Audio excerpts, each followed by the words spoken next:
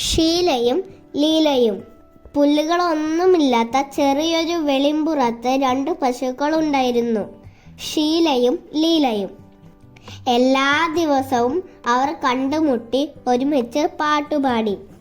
നീല നിറമുള്ള തണുപ്പുള്ള ഒരു കുളത്തിൽ അവർ മുങ്ങുകയും വെള്ളം കുടിക്കുകയും ചെയ്തു. പറമ്പിലെ പുല്ലുകൾ അവിടെയായി വിളറി നിന്നു.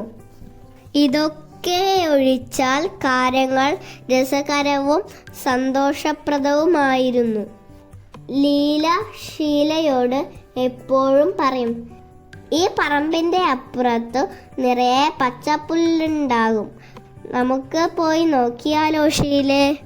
പക്ഷേ നമ്മൾ തിരിച്ചു വരുമ്പോൾ വഴി തെറ്റിയാലോ? വേണ്ട ലീലേ, അത്രയ്ക്ക് വേണ്ട. ഒരു ദിവസം ലീലയെ കാണാൻ ഷീല വന്നില്ല. അവൾ മറ്റു പശുക്കളുടെ കൂട്ടത്തിലും ഉണ്ടായിരുന്നില്ല. കുളത്തിലും കണ്ടില്ല, വിളറിയ പുല്ലുള്ള പറമ്പിലും കണ്ടില്ല.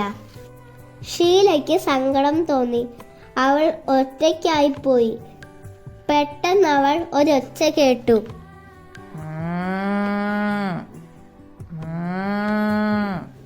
ലീലേ, എവിടെയായിരുന്നു? ഞാൻ പറമ്പിലേക്ക് വന്നുകൊണ്ടിരുന്നപ്പോൾ പെട്ടെന്നൊരു മഴ. ഞാനൊരു ഗുഹയിലേക്ക് ഓടിക്കയറി.